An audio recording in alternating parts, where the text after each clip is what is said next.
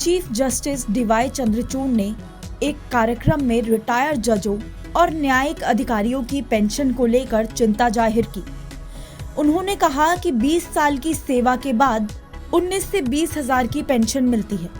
इससे जजों का गुजारा कैसे होगा? उन्होंने केंद्र सरकार से इस मामले का न्याय संगत समाधान तलाशने की अपील की।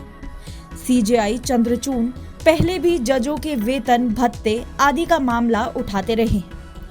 क्या आपको पता है कि भारत के चीफ जस्टिस को कितनी सैलरी और क्या-क्या सुविधाएं मिलती हैं?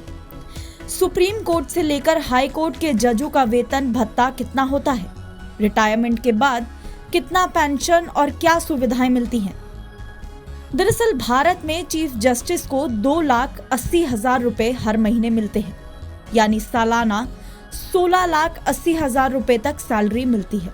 इसके अलावा 45,000 रुपए सत्कार भत्ता मिलता है।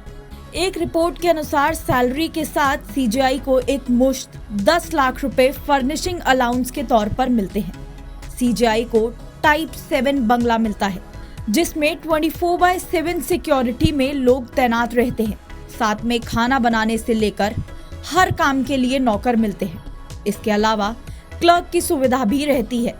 इसमें से किसी भी सुविधा के लिए सीजेआई को कुछ भी पे नहीं करना होता है।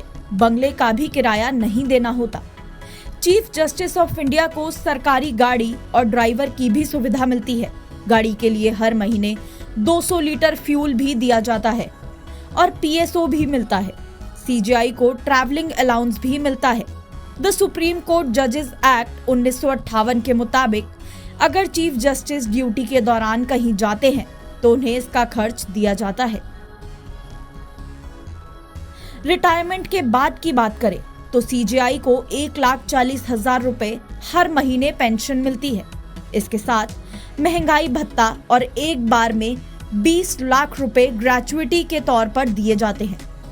हाई कोर्ट के चीफ जस्टिस की सैलरी सुप्रीम कोर्ट के जजों के बराबर होती है और हाई कोर्ट के जज को हर महीने 2,25,000 सैलरी के साथ 27,000 का सत्कार भत्ता दिया जाता है।